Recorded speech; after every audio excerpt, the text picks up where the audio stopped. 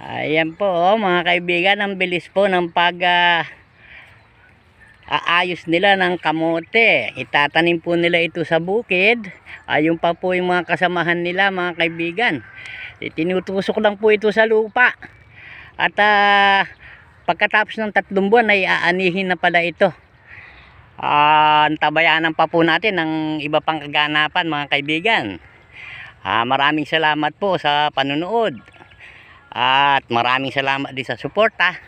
I love you. Mwah.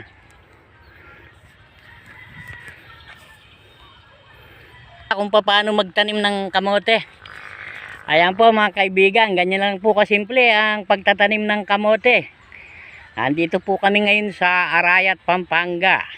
Ayan, ang dami na po nilang naitanim, oh. Ayan, itinutusok lang po pala sa lupa at napakabilis. Ang dami na nilang naitanim, mga kaibigan, pero malawak pa po itong tataniman nila. Ayan po sila, oh.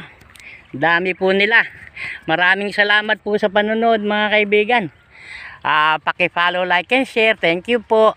Love you. Mwah.